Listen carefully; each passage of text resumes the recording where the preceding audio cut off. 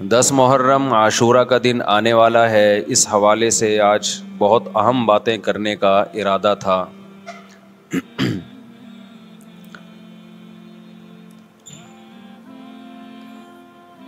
محرم میں کیا کرنا چاہیے؟ کربلا کا واقعہ اصل ہے کیا؟ کربلا کے واقعے پر تو میں ایک پورا بیان چند سال پہلے ریکارڈ کروا چکا ہوں، لیکن اس واقعے سے اہم سبق کیا ملتے ہیں؟ محرم میں ہم کون سے ایسے کام کر رہے ہیں جس سے ہم اللہ کے غضب کے مستحق ٹھہر رہے ہیں؟ یہ چند باتیں ہیں جس پر انشاءاللہ آج میں بات کروں گا. اللہ تعالی ہم سب کو عمل کی توفیق عطا فرمائے اور حق کہنے کی توفیق عطا فرمائے. دیکھو ایک بات خوب اچھی طرح سمجھ لو، اسلام 1400 سال پہلے مکمل ہو چکا ہے. کسی واقعے کی وجہ سے اسلام کو تبدیل نہیں کیا جاتا، بلکہ اسلام کی روشنی میں اس واقعے کے جو تقاضے ہیں ان پر عمل کیا جاتا ہے. ہمارے ہاں ہو یہ رہا ہے واقعات کی بنیاد پہ مسائل نکالے جا رہے ہیں.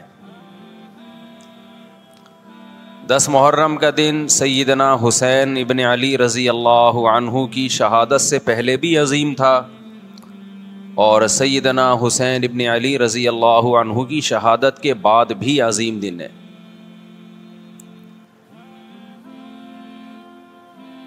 آج آپ نے ایک نعرہ بہت سنا ہوگا کہ جی اسلام میں فرقہ واریت نہیں ہے، ہم کسی فرقے سے نہیں ہیں. میں بار بار کہتا ہوں کہ یہ بڑا خوشنما نعرہ ہے جو سننے میں بہت اچھا لگتا ہے. کچھ باتیں سننے کی حد تک بہت اچھی ہوتی ہیں لیکن پریکٹیکل لائف میں ان کی ویلیو بالکل بھی نہیں ہوتی. جب آپ پریکٹیکل لائف میں آتے ہیں تو پھر آپ کو یہ فیصلہ کرنا پڑتا ہے کہ آپ کس فرقے سے تعلق ہے آپ کا. آپ سنی ہیں، شیعہ ہیں، معتزلہ ہیں، مرجیہ ہیں، قدریہ ہیں، ناصبیہ ہیں، کیا ہے آپ کا فرقہ؟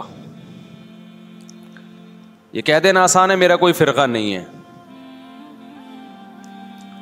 اس پر سب سے بڑا اشکال یہ ہوتا ہے، یہ میں اس لیے فرقے کی بات کر رہا ہوں کہ آپ کو بھی طے کرنا پڑے گا کہ آپ یا تو شیعہ بن جاؤ بھائی یا سنی بن جاؤ، ایک طرف ہو جاؤ. آپ محرم میں شیعہ بنے ہوئے ہوتے ہیں، رمضان میں سنی بنے ہوئے ہوتے ہیں، ربیع الاول میں بریلوی بنے ہوئے ہوتے ہیں، تو پتہ ہی نہیں چلتا کہ ٹکتا ہی نہیں ہے کسی ایک جگہ. اس بات میں دو رائے نہیں ہو سکتی کہ سیدنا حسین رضی اللہ تعالی عنہ کو جو کربلا میں شہید کیا گیا یہ کائنات کا بدترین ظلم تھا. جس نے آپ کی گردن مبارک پہ تلوار رکھی اس کی بدبختی میں دو رائے نہیں ہو سکتی. بہت ہی کوئی شقی اور بدبخت جو نواسہ رسول صلی اللہ علیہ وسلم کے قتل کی طرف بڑھا، بہت ہی کوئی بدبخت اور بدنصیب جو کوفہ کے گورنر ابن زیاد کے کہنے پر نواسہ رسول سے لڑنے کے لیے نکلا، جو اس ظلم کو ظلم نہیں مانتا، وہ بھی اپنے آپ کو جہنم میں جانے کے لیے تیار کر رہا ہے. پھر کربلا میں ایک بڑا ظلم یہ ہوا کہ صرف سیدنا حسین ابن علی کو شہید نہیں کیا گیا، آپ کے ساتھ جتنے مرد تھے سب کو شہید کر دیا گیا. لیکن ہمیں پیغمبر صلی اللہ علیہ وسلم اور صحابہ کی سیرت میں کیا ملتا ہے؟ میں ایک آیت سے آپ کو سمجھاتا ہوں. مشرکین مکہ حضرت ابراہیم علیہ الصلاۃ والسلام کے نسب میں ہونے پر اور آپ سے محبت پہ بڑا فخر کیا کرتے تھے کہ ہم ابراہیم کی اولاد میں ہیں، ہم ابراہیم کے دین پہ ہیں. اللہ نے کیا فرمایا رسول اللہ صلی اللہ علیہ وسلم سے کہ ان اول الناس بابراہیم للذین اتبعوہ، اے نبی آپ ان سے کہہ دیجئے ابراہیم سے محبت کے خالی پیلی کے دعوے مقبول نہیں ہے. ابراہیم کے زیادہ حقدار وہ ہیں جو ابراہیم علیہ السلام کی اتباع کرتے ہیں, اور یہ پیغمبر اور صحابہ یہ ابراہیم علیہ السلام کے دین کو فالو کرتے ہیں, اور تم ابراہیم کے دین کو فالو نہیں کر رہے, ان سے محبت کے دعوے دار ہو. تو خالی محبت کے دعوے داری اللہ کے ہاں مقبول نہیں ہے. اللہ کے ہاں وہ محبت کی دعوے مقبول ہیں جس میں آپ محبوب کو فالو کر رہے ہوں. سیدنا حسین ابن علی رضی اللہ تعالی عنہ جو جنت کے جوانوں کے سردار ہیں, آپ سے محبت کا دعویٰ اس وقت مقبول ہوگا جب آپ سیدنا حسین کی سیرت کو فالو کریں گے. رونا پیٹنا ماتم کرنا یہ سیدنا حسین اور اہل بیت کی سیرت نہیں ہے. صبر کرنا, ظالم کے سامنے ڈٹ جانا, جان کے خوف سے اپنی پالیسیوں سے پیچھے نہ ہٹنا, یہ سیدنا حسین ابن علی رضی اللہ عنہ کی سیرت ہے جو آج ہمیں کہیں بھی نظر نہیں آتی.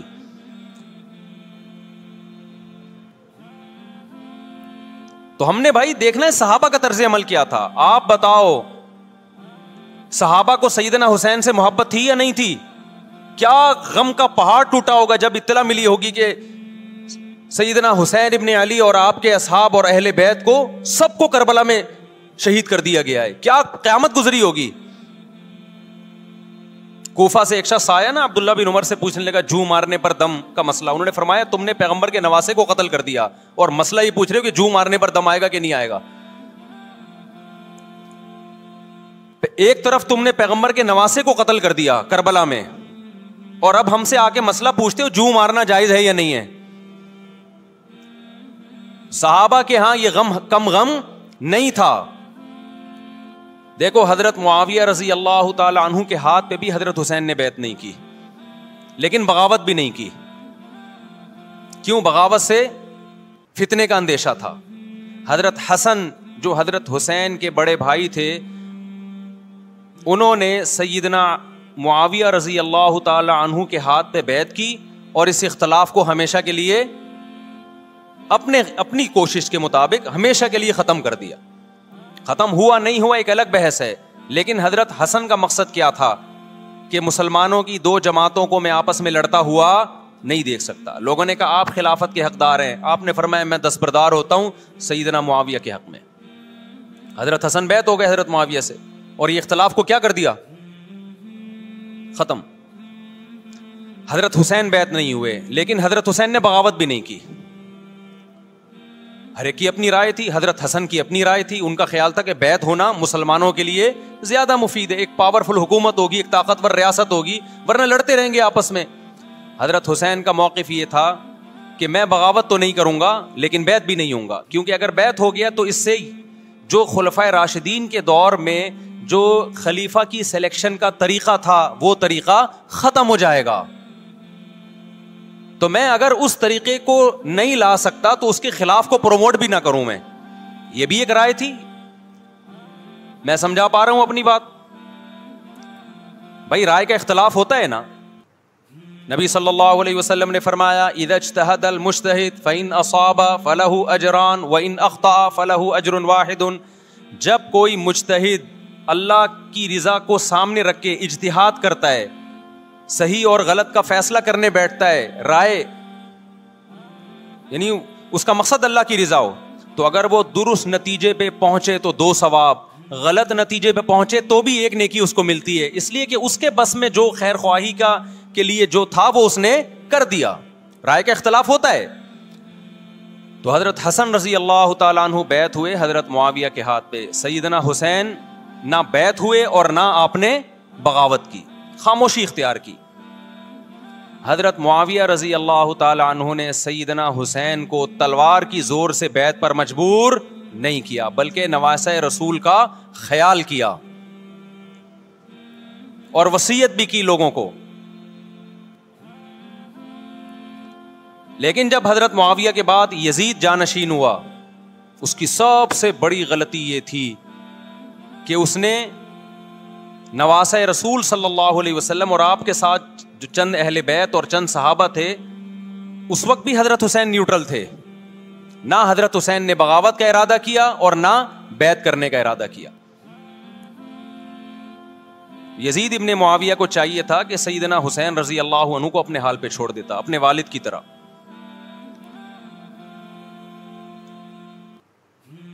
حضرت حسین رضی اللہ تعالیٰ عنہ کو جب کوفہ سے خطوط آئے، یہ میں وضاحت اس لیے کر رہا ہوں کہ حضرت حسین بغاوت کے لیے نہیں نکلے تھے، اس مسلمان حاکم کے خلاف بغاوت کے لیے نہیں نکلے تھے، کیونکہ رسول اللہ صلی اللہ علیہ وسلم کی بہت ساری صحیح حدیث ہے اس بارے میں کہ جو باغی ہے، جو ریاست کے خلاف بغاوت کرتا ہے، اس کو نبی صلی اللہ علیہ وسلم نے اس عمل کو پسند نہیں کیا.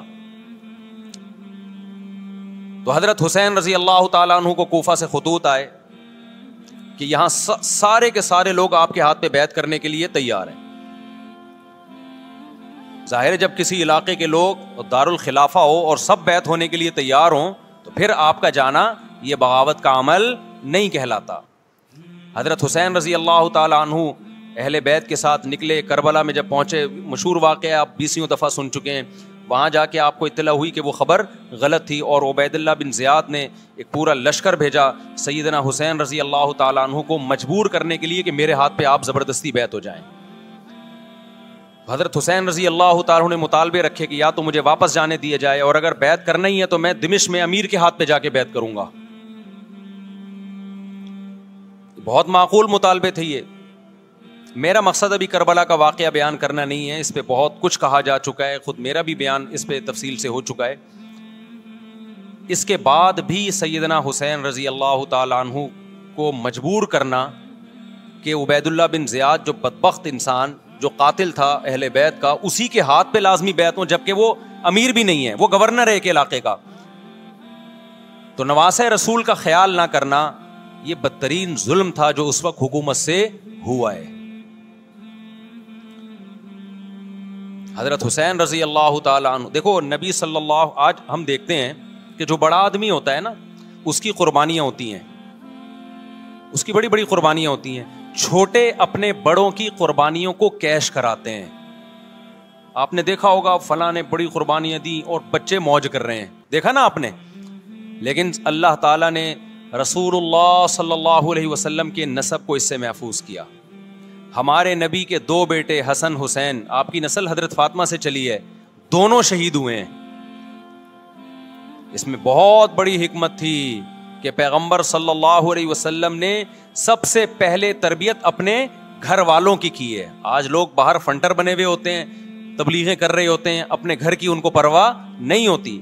نبی صلی اللہ علیہ وسلم نے سب سے پہلے جو تربیت کی ہے، کس کی ہے؟ حضرت حسن اور حسین کی ہے.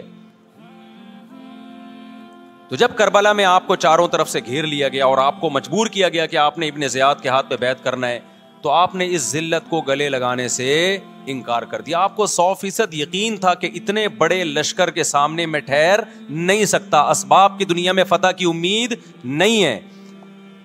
لیکن حضرت حسین رضی اللہ تعالی عنہ نے لڑنے کا فیصلہ کر کے اور شہادت کو قبول کرنے کا فیصلہ کر کے ابن زیاد اور اس زمانے کے حکمران جو اس قتل پہ راضی تھے، قیامت تک کے لیے ان پہ لعنت کے سلسلے کا دروازہ کھول دیا.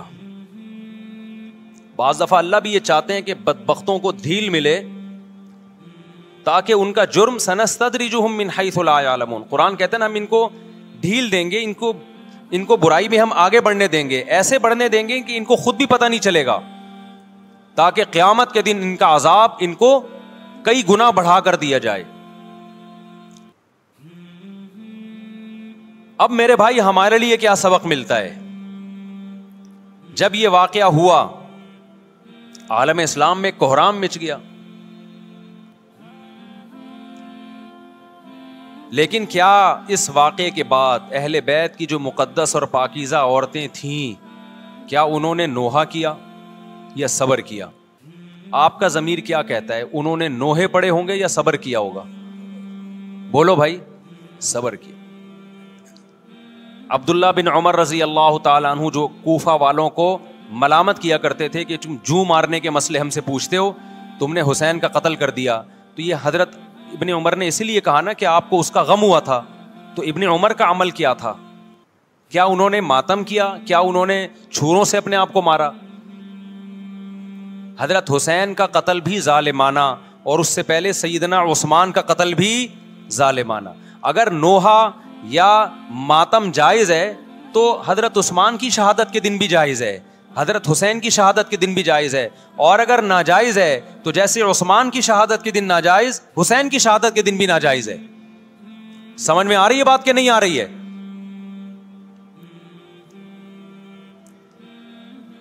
قرآن کیا کہتا ہے ایسے مواقع کے بارے میں؟ تلک امۃ قد خلت لہا ما کسبت ولکم ما کسبتم. قرآن جب بھی پرانی امتوں کے واقعات بتاتا ہے, قرآن کہتا ہے یہ ایک قوم تھی جو گزر گئی, انہوں نے جو کیا اس کا بدلہ ان کو ملے گا, تم جو کرو گے اس کا بدلہ تمہیں ملے گا. تو ہمیں اللہ نے اس واقعے میں بھی بتا دیا کہ سیدنا حسین کا واقعہ, کربلا کا واقعہ جب سنا کرو تو یہ سوچا کرو یہ قوم تھی جو گزر گئی, جس نے اچھا کیا, حسین ابن علی نے اچھا کیا, ان کو اس اچھائی کا بدلہ ملے گا. اور جو حضرت حسین کے قتل کے حضرت سیدنا حسین کے مبارک خون سے جن کے ہاتھ آلودہ ہوئے, کیونکہ قتل کیا نا انہوں نے, تو لہا ما کسبت, ان کو اس ظلم کا بدلہ بھی ملے گا. تو ہمارا کام کیا ہے؟ ہم نے فالو کرنا ہے حسین کے راستے کو, نہ کہ حسین کے نام پہ ہم نے ماتم کرنے ہیں. حسین کا راستہ کیا ہے جس کو ہم نے فالو کرنا ہے؟ اب میں چند چیزیں آپ کو بتاتا ہوں. سب سے پہلا سبق جو ہمیں کربلا میں ملتا ہے کہ عزت اور دین, ایک طرف دنیا ہے. دیکھو اگر حضرت حسین رضی اللہ تعالیٰ عنہ ابن زیاد کے ہاتھ پہ جا کے بیعت ہو جاتے, آپ کیا سمجھتے ہو بے تحاشا مال و دولت حضرت حسین پہ خرچ نہیں کرتا کیا وہ؟ جب ایک بڑا آدمی کسی کے ہاتھ پہ بیعت ہوتا ہے تو اس کو بھی تو فائدہ ہوتا ہے نا اس سے. اور کیا حضرت حسین کو یقین نہیں تھا کہ کربلا میں شہید ہو جاؤں گا؟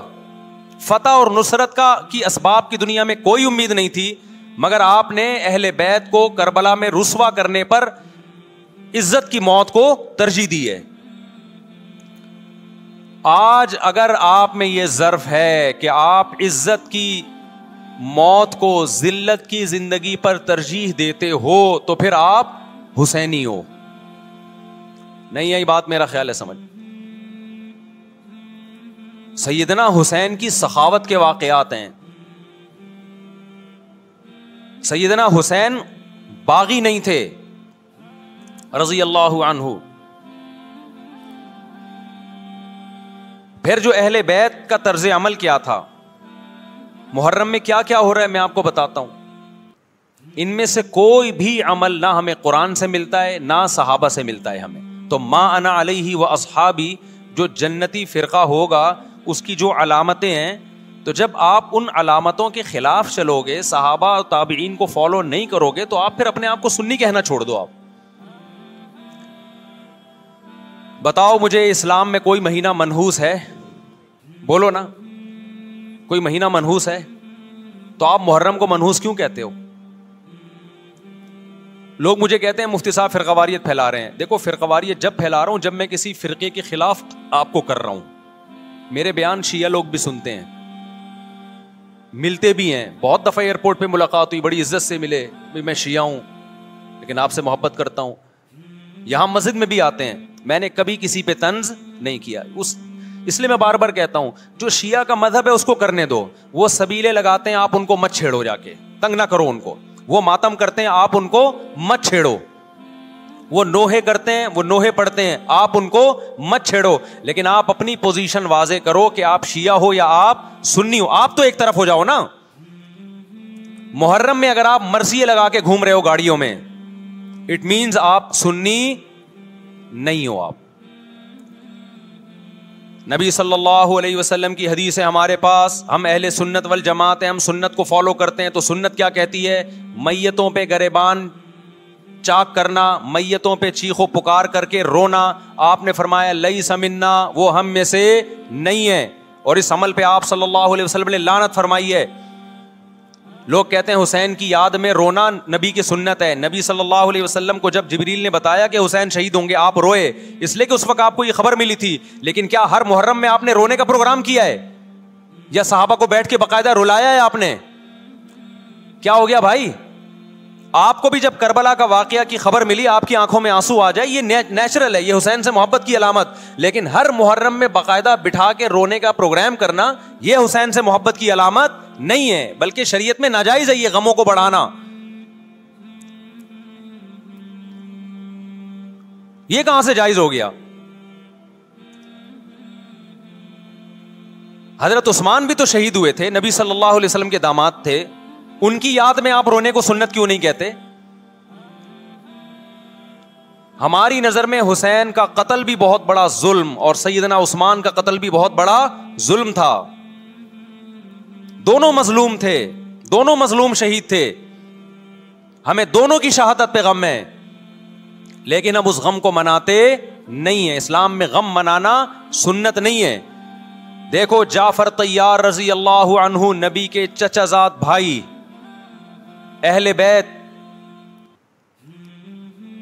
جب آپ صلی اللہ علیہ وسلم نے ان کو لڑائی کے لیے میدان جنگ میں بھیجا، رومیوں سے لڑائی تھی، حضرت جعفر طیار کی 4 بیویاں تھیں. جب نبی صلی اللہ علیہ وسلم مسجد نبی میں بیٹھے، آپ کو فرشتوں نے اطلاع دی کہ جعفر طیار شہید ہو گئے.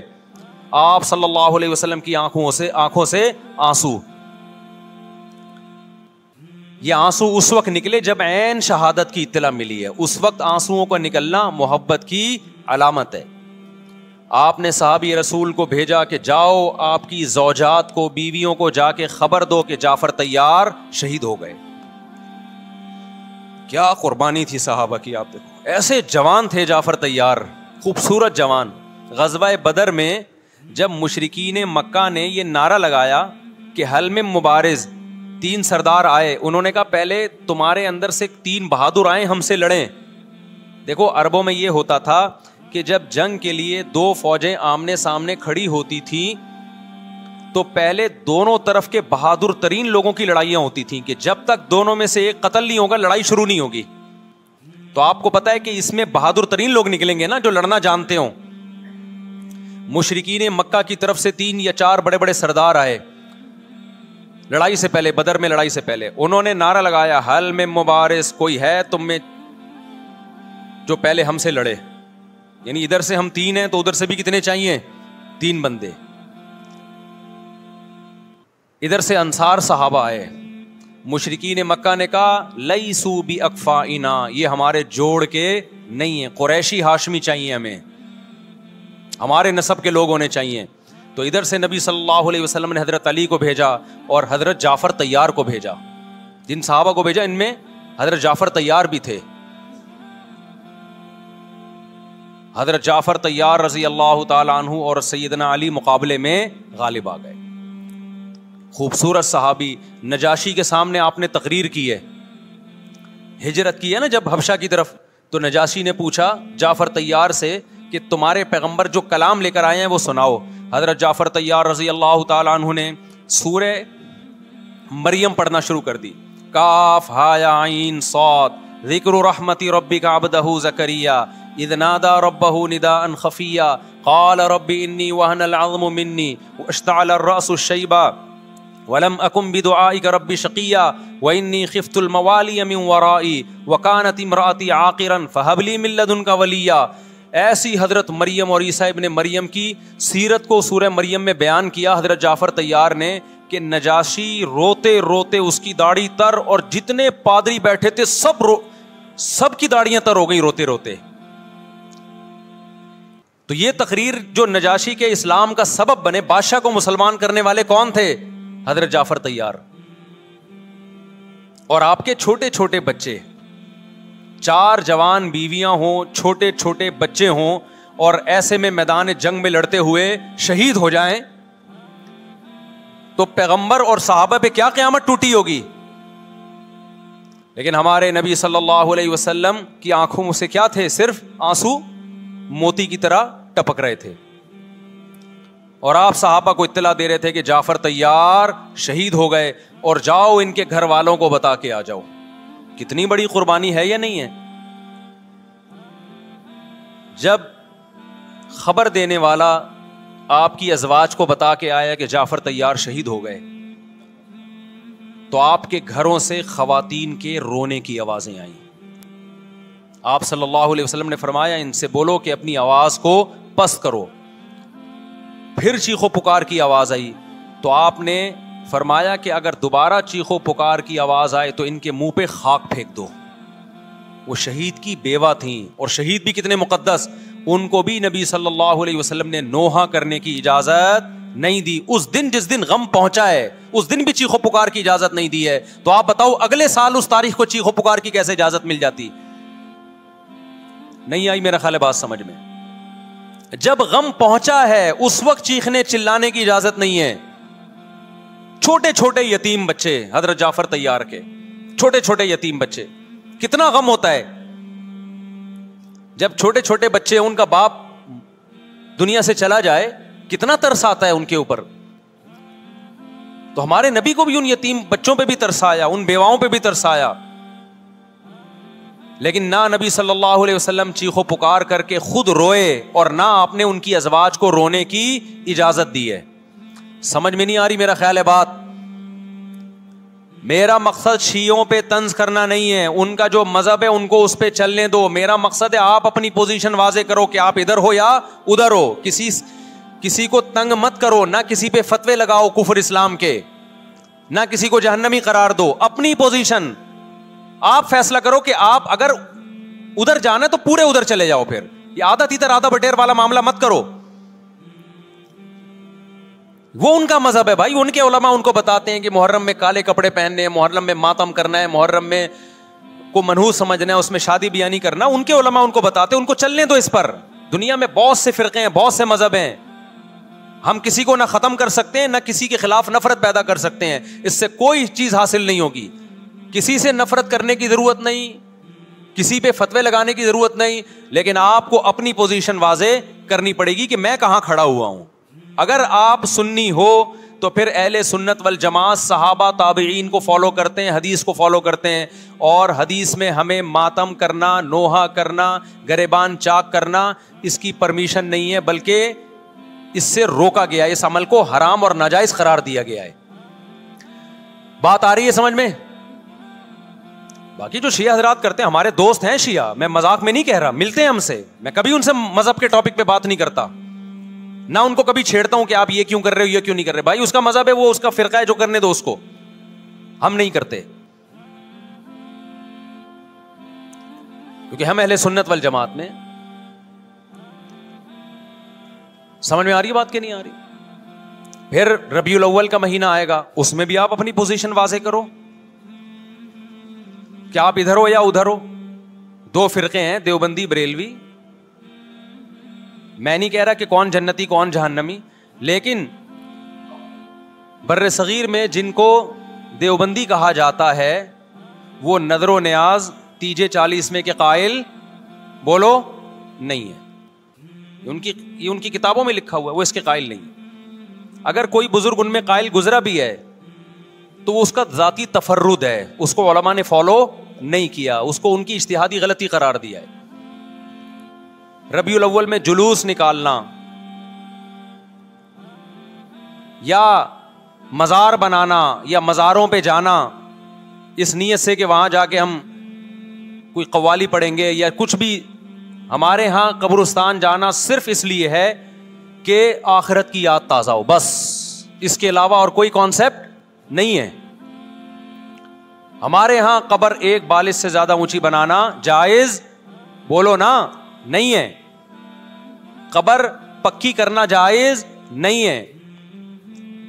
تیجے 40 میں کرنا جائز بولو نہیں. آج ایک صاحب آئے, کہنے لگے میری ساس کا 40واں ہے, فجر میں کہنے لگے مجھے, کہہ رہے میں نہیں گیا تو بڑا مسئلہ ہو جائے گا. میں نے کہا بھائی ایک فیصلہ کرو, گرین چینل یا وائٹ چینل, ایک طرف ہو جاؤ بھائی, کیونکہ وائٹ چینل میں یہ جائز نہیں ہے, نہ 40واں نتیجہ ہے. اب لوگ مذاق اڑاتے ہیں مر گیا مردود نہ فاتحہ نہ درود. بھائی کچھ بھی کہتے رہو تو پھر پورے ادھر کو ہو جاؤ, یا تو پورے وائٹ ہو جاؤ یا پورے کیا ہو جاؤ, پورے گرین ہو جاؤ. پھر تیجا بھی کرو, 40واں بھی کرو, برسی بھی کرو, اور پھر اس کے بعد جھنڈے بھی لگاؤ ہرے رنگ کے. میں نہیں کہہ رہا دیوبندی صحیح ہے یا بریلوی صحیح ہے, دیکھو میں یہ بحث نہیں کر رہا, میری بات کو غلط نہ لے کے جانا. میں کہہ رہا ہوں آپ اپنی پوزیشن واضح کرو, صحیح غلط تو اگلا مرحلہ ہے. آپ کیا ہو, آپ کو تو یہی نہیں پتا چل رہا. آپ रबीउल अव्वल में हरे झंडे लेके घूम रहे हो, रमजान में आप व्हाइट चैनल बने हुए हो, मुहर्रम में आप ब्लैक चैनल बने हुए हो, तो पता ही नहीं चल रहा तो है क्या भाई? जब 73 फिरकों में एक जन्नती है तो एक को फॉलो करो ना, जिसको जन्नती समझते हो। अगर आप समझते हो कि ब्लैक चैनल या शिया फिरका जन्नती है तो पूरे शिया हो जाओ भाई। अगर आप समझते हो बरेलवी फिरका जन्नती है तो पूरे बरेलवी हो जाओ। तो जिसको समझते हो वो बन जाओ, लेकिन पूरे बनो, अधूरे मत बनो, आधा आधा ना लो। बात समझ में आ रही है? मैं फिर बता रहा हूं, ना मैं किसी को जन्नती कह रहा हूं ना जहन्नमी। मैं ये नहीं कह रहा देवबंदी जन्नत में जाएंगे या बरेलवी जाएंगे या शिया जाएंगे, ये तो अल्लाह फैसला करेगा। हम तो वो करेंगे जो हमारी खोपड़ी में आ रहा है। हमारी खोपड़ी में ये आ रहा है कि जिसको भी करो तो एक को करो पूरा, ताकि एक तरफ हो जाओ। आधे तीतर आधे बटेर मत बनो आप, और दूसरे को छेड़ो भी नहीं। छेड़ने की भी जरूरत नहीं है। कोई जो कर रहा है क्या भाई, उसका मजहब है। देखो हिंदू मंदिर में जाता है ना, हमारी राय के मुताबिक सही कर रहा है, गलत कर रहा है, गलत कर रहा है, लेकिन हम छेड़ते हैं क्या? इस्लाम ने इजाजत दी उसको छेड़ने की कि हिंदू जा रहा है उसको पकड़ के ला क्यों जा रहा है भाई?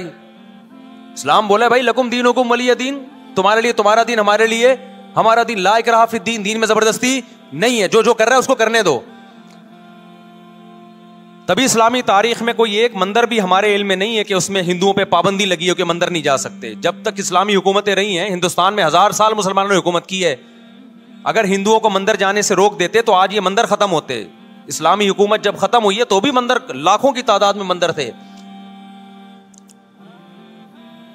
इस्लाम मस्जिद जाने का हुक्म देता है, ये चर्च जाने का? बोलो। मस्जिद, चर्च जाने को गलत समझता है क्योंकि वहां गैरुल्लाह की, ईसा इब्न मरियम की इबादत हो रही है। लेकिन क्या इस्लाम आपको परमिशन देता है कि कोई ईसाई चर्च जा रहा हो तो आप उसको रोको कि तू क्यों आ रहा है बे, मस्जिद में आ? इजाजत देता है? या इस्लाम ये कहता है कि उससे बदतमीजी शुरू कर दो आप? बोलो क्या हो गया, आपको सबक याद करा रहा हूं मैं, बदतमीजी शुरू कर दो। या इस्लाम ये इजाजत देता है कि उससे अच्छा सलूक ना करो? कतई इजाजत नहीं, बल्कि कुरान तो कह रहे हैं इन्नल्लाह युहिब्बुल मुक़सितीन, जो गैर मुस्लिम तुमसे लड़ नहीं रहे मैदान जंग में, उनसे तुम्हें अच्छा सलूक करना पड़ेगा, क्योंकि अल्लाह अच्छा सलूक करने वालों को पसंद करता है। सहाबा किराम गैर मुस्लिमों को भी हदिये दिया करते थे, नबी सल्लल्लाहु अलैहि वसल्लम ने यहूदियों को भी हदिये दिए। तो जो मजहब इस्लाम की तरफ मंसूब नहीं है, जब हमें उनसे अच्छे सलूक का हुक्म है, तो जो मजहब इस्लाम की तरफ मंसूब हैं, कतई नजर इससे कि वो इस दावे में सच्चे हैं या झूठे, ये तो बहस एक अलग है, लेकिन निस्बत किसकी तरफ कर रहे हैं? इस्लाम की तरफ।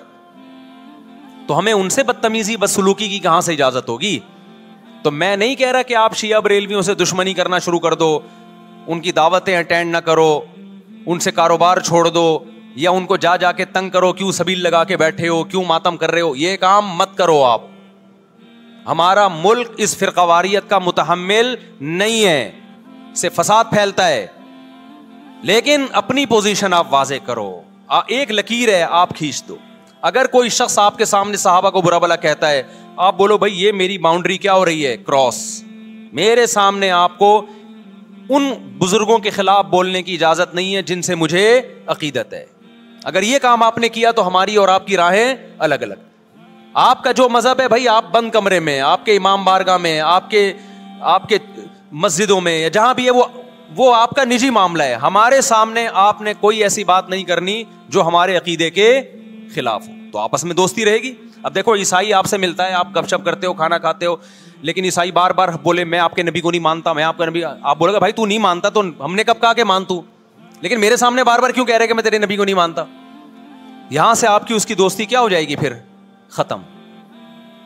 तो गैर मुस्लिमों को भी दो किस्में, किसी भी मसलक के लोगों से मिलो, किसी भी फिरके के लोगों से मिलो, कोई झगड़ा नहीं, कोई बहस नहीं, एक दूसरे को खाना भी है, एक दूसरे को खिलाना भी है, एक दूसरे से खाना भी है, एक दूसरे की दावतों में भी शिरकत करनी है। जहां मजहब का मामला आए तो फिर आप किसी से बहस ना खुद करो ना किसी को करने की इजाजत दो। अगर कोई कुछ सीखना चाहता है तो आप बोलो भाई उलमा के पास आ जाओ, आपको कोई इश्काल है तो हम वहां आपका इश्काल हल कर देंगे। इससे आगे बढ़ने की कोशिश बोलो मत करो, इससे मुल्क में अमन होगा। बाकी फिरके हमेशा से हैं भाई, आज कोई नए थोड़ी हैं, आज कोई नए थोड़ी हैं, और ये हमारा काम थोड़ी है फिरके खत्म करना। ये तो ईसा इब्न मरियम जब नाजिल होंगे, हजरत मेहदी आएंगे, वो तलवार की ताकत से खत्म करेंगे, उनके पास ये अथॉरिटी होगी कि वो फिरकों को खत्म करें। आपने ये करना है کہ دوسرے کے مسلک کو چھیڑنا نہیں ہے اور اپنا چھوڑنا نہیں ہے. مسئلہ آپ کے ساتھ یہ ہو رہا ہے کہ دوسرے کو چھیڑ بھی رہے ہو اور اپنا چھوڑ بھی رہے ہو, دونوں الٹے کام کر رہے ہو. ایک طرف بحث کر رہے ہوتے تم ایسے اور دوسری طرف وہی بنے ہوئے ہوتے تھوڑے دنوں میں جا کے. ہاں وہ بتا رہا ہوں وہ نظر و نیاز والی نہیں, وہ سب کو پتا ہے. ہاں ایسی دعوت نہ ہو جس میں بدعت کی تائید ہو. تو آپ جو کر رہے ہو نا وہ یہ کر رہے ہو دوسرے کو چھیڑ بھی رہے ہو, جس سے ملک میں بدامنی پھیل رہی ہے. تقریریں سنو, شیعہ ایسے, بریلوی ایسے, دیوبندی ایسے, اہل حدیث ایسے, تقریروں سے کیا پھیل رہی ہے؟ نفرتیں. اور پھر محرم میں آپ خود شیعہ بنے ہوئے ہوتے ہو, ربیع الاول میں آپ گرین چینل بنے ہوئے ہوتے ہو, اور رمضان میں آپ وائٹ چینل بنے ہوئے ہوتے ہو. سعودی عرب میں سارے وائٹ ہو جاتے ہیں جا کے. سعودی عرب جو بھی جاتا ہے سارا وائٹ چینل. پیغمبر کی قبر پہ کوئی دھمال نہیں, کوئی قوالیاں نہیں, وہاں کھڑے ہوں گے تمیز سے سلام پیش کر کے آگے نکل جائیں گے. وہاں کوئی چیخو پکار نہیں, وہاں جا کے سارے کیا ہو جاتے ہیں؟ وائٹ, کیونکہ وہاں حکومت کا ڈنڈا ہے. ٹھیک ہے نا. تو گورنمنٹ کے پاس تو یہ اختیار ہے بھائی ڈنڈا چلائے, ہمارے پاس یہ اختیار نہیں. ہم تو تمیز سے بات کریں گے, سمجھائیں گے, محبتیں پھیلائیں گے, کیونکہ جب عوام ڈنڈا چلاتی ہے تو اس سے اصلاح کم اور فساد زیادہ ہوتا ہے. تو میں بار بار کہہ رہا ہوں بھائی دوستیاں رکھو, کوئی دفتروں میں شیعہ سنی لڑائی نہ ہونے دو, یہ غلط ہے. محبتیں پھیلاؤ لیکن مسلک کو چھوڑنا نہیں ہے. جب کوئی آپ سے کہے محرم میں یہ کام کرو, بولو بھائی ہم چونکہ اہل سنت والجماعت میں سے ہیں, ہم چونکہ سنی ہیں, لہذا ہمارے ہاں کوئی مہینہ ہمارے مذہب کے مطابق منحوس نہیں ہے. پھر کوئی آپ کو اصرار کرے نہیں یہ, آپ بولو بھائی ہم تم پہ اپنا مسلک تھوپ رہے ہیں کیا؟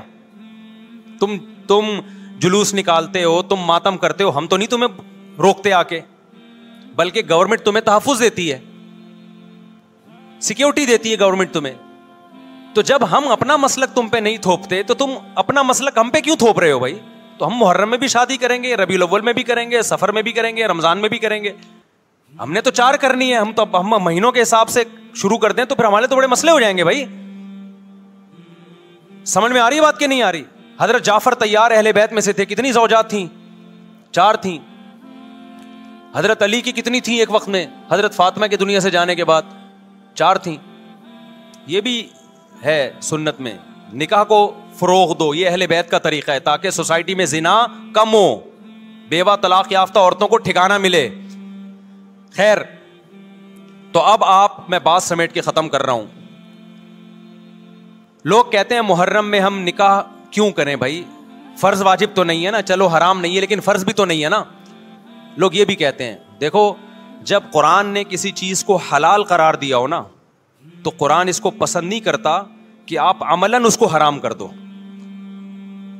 دیکھو مشرکین مکہ کیا کرتے تھے, بتوں کے نام پہ جانور چھوڑتے تھے, پھر ان کا گوشت نہیں کھاتے تھے. اللہ نے فرمایا کہ تم نے ایک خدا کی حلال کردہ چیز کو کیسے حرام کر دیا تم نے. نبی صلی اللہ علیہ وسلم نے قسم اٹھائی میں شہد نہیں کھاؤں گا. آپ نے فرمایا لما تحرم ما احل اللہ لک, اے نبی جو چیز اللہ نے آپ کے لیے حلال کر دی آپ کیسے اپنے اوپر حرام کر رہے ہیں. اس سے پتا چلتا ہے کہ اگر آپ محرم میں نکاح کرنا چاہتے ہیں لیکن آپ یہ سوچ کے ڈیلے کر دیتے ہیں کہ بھائی اس مہینے میں لوگ نکاح کو برا سمجھتے ہیں, تو یہ ڈیلے کرنا آپ کے لیے ناجائز ہوگا. کیونکہ لما تحرم ما احل اللہ لک, اللہ نے جس چیز کو تمہارے لیے حلال کیا تم نے کس دلیل کی بیس کے پر اپنے اوپر پابندی لگائی ہے اس پر. ایک تو ہے نا کسی کو شادی کا خیال ہی سفر میں آ رہا ہے, ربیع الاول میں آ رہا ہے, وہ تو ایک الگ بات ہے, لیکن اس کا نکاح محرم میں ہونا تھا, صرف محرم کی وجہ سے وہ ڈیلے کر رہا ہے کہ جی میں ربیع الاول میں لے کے جاؤں گا. یہ ڈیلے کرنا قرآن و سنت پہ زیادتی ہے یا نہیں ہے؟ یہ اللہ کے حلال کو عملاً حرام کرنا ہے یا نہیں ہے؟ نہیں ہے یہ بات سمجھ میں. پھر اگر کوئی شیعہ آپ سے کہتا ہے کہ بھئی آپ ہمیں چھیڑنے کے لیے یہ کام کر رہے ہو, آپ بولو نہیں بھائی ہم آپ کو چھیڑنے کے لیے نہیں کر رہے, آپ کا مسلک ہے, آپ اس پر عمل کریں, ہمیں اس پہ کوئی اعتراض نہیں ہے. لیکن ہم کس کے پر عمل کریں گے؟ ہم اہل سنت والجماعت ہیں. کتنے صحابہ ہیں, خود نبی کی نکاح محرم میں ہوا ہے. اور ویسے بھی ہمارے ہاں شہادت ایک منحوس عمل نہیں ہے, شہادت ایک مبارک عمل ہے. 10 محرم پہلے سے فضیلت والا دن تھا, محرم پہلے سے فضیلت والا مہینہ تھا. حسین ابن علی کی شہادت سے اس مہینے کے تقدس کو 4 چاند لگ گئے ہیں اور مقدس ہو گیا یہ مہینہ. یہ کیسی بات ہے جو شہادت کا دن ہو ہم اس کو منحوس قرار دے دیں؟ بھائی ہمارا یہ جگرا نہیں ہے. سمجھتے ہو کہ نہیں سمجھتے ہو؟ تو اس لیے محرم میں اگر کسی نے نکاح کرنا ہے اس کو ڈیلے مت کرو میرے بھائی. لوگ کہتے ہیں فرض تو نہیں ہے نا. آپ اگر اس کے نحوست منحوس ہونے کی وجہ سے ڈیلے کر رہے ہو تو پھر آپ پہ فرض ہوگا کرنا. کیوں؟ اس آیت کی روشنی میں لما تحرم ما احل اللہ لک. اے نبی جس چیز کو اللہ نے حلال قرار دیا آپ کس دلیل کی بیس پہ اس کو اپنے اوپر حرام کرتے ہیں؟ سمجھتے ہو کہ نہیں سمجھتے؟ تو اسی طرح یہ جو باقی کام محرم میں ہو رہے ہیں، مرثیے سن رہے ہیں لوگ، نوحے سن رہے ہیں، رکشے والوں نے بھی لگائے ہوئے ہیں، تو بھائی شیعہ حضرات کا مسئلہ کہ ان کو کرنے دو، آپ یہ عمل مت کرو. اگر آپ سنی ہو تو پھر اہل سنت والجماعت کے ہاں میتوں پہ رونے کے مرثیے یہ جائز نہیں ہے، کیونکہ اس سے غم بڑھتا ہے. ہمارے نبی نے جعفر طیار رضی اللہ عنہ کی زوجہ کو، جن کا حقیقی غم تھا اس وقت، ان کو نہیں رونے دیا. تو ہمیں کیسے آپ صلی اللہ علیہ وسلم چیخو پکار کی اجازت دیں گے؟ اسی طرح محرم میں سبیلیں لگانا، اس کی بھی کوئی دلیل نہیں ہے. سیدنا حسین ابن علی تو پیاس ظلم سے شہید ہوئے. وہ ایک طرف آپ کہتے ہیں وہ پیاسے تھے، ان کو پانی نہیں ملا، دوسری طرف آپ اس دن میں لوگوں کو پانی پلا رہے ہیں، تو اس کی لاجک بھی نہیں بنتی کوئی. اسلام نے 10 محرم کو روزے کا دن قرار دیا. روزہ اور سبیل جمع نہیں ہو سکتے. سمجھتے ہو کہ نہیں سمجھتے؟ آپ کہہ سکتے ہیں کسی کو پانی پلانے پر کون پابندی لگا سکتا ہے؟ پانی پلاؤ بھائی پورے سال، اسپیسیفک ان دنوں میں کیوں پلا رہے ہیں آپ؟ تو جو شیعہ حضرات ہیں ان کا مسلک ہے، ان کو کرنے دیں. میں بار بار اس لیے کہہ رہا ہوں ایسا نہ ہو چھیڑ چھاڑ شروع کر دے جا کے. پہلے ہی ملک میں لڑائیاں بہت ہو رہی ہیں، دوبارہ ایک نئی جا کے پتا یہاں بھی سبیل لگی ہوئی ہے، جا کے ان کو چھیڑنا شروع کر دو. سبیل کیوں لگا؟ چھیڑنے کی اجازت نہیں ہے کسی کو. آپ نہ لگائیں نہ پئیں. بولے بھائی ہمارے لیے محرم ایسا ہے جیسے دوسرے مہینے ہوتے ہیں. 4 مہینے محترم ہے، محرم، رجب، ذیقعدہ، ذی الحجہ. تو جتنا ذیقعدہ ذی الحجہ ہے اتنا ہی محرم اور رجب ہے. تو جیسے ان مہینوں میں نارمل رہتے ہو ان میں بھی ہم نے ایسے ہی رہنا ہے. سمجھتے ہو کہ نہیں سمجھتے ہو؟ اور حلیم کی دیگیں مت پکاؤ محرم کی راتوں میں. حلیم کھا سکتے ہو جب چاہو اس خاص ان دنوں میں. اور ویسے بھی جو لوگ پوری رات حلیم کے دیگڑے میں گھوٹے لگاتے ہیں صبح روزہ نہیں رکھتے ہو. کیا خیال ہے جب آپ پوری رات دیگڑے میں گھومتے رہو گے؟ دیکھا نہیں یہ پوری رات دیکھ کے اندر گھومتے رہتے ہیں جیسے موت کے کنویں میں نہیں بائک چلاتا بندہ. تو صبح روزہ رکھے گا ایسا آدمی؟ تو یہ ساری چیزیں آپ کو اس کام سے روکتی ہیں جو سنت سے ثابت. تو اللہ تعالیٰ ہمیں محرم میں وہ کچھ کرنے کی توفیق عطا فرمائے جس کی ہمیں اللہ، اس کے رسول اور صحابہ نے پرمیشن دی ہے، اور ان تمام باتوں سے اللہ ہمیں بچنے کی توفیق عطا فرمائے جس سے اللہ، اس کے رسول اور صحابہ نے ہمیں بچنے کا حکم دیا ہے. اللہ تعالیٰ سمجھنے کی، عمل کی توفیق عطا فرمائے. وما علینا الا البلاغ.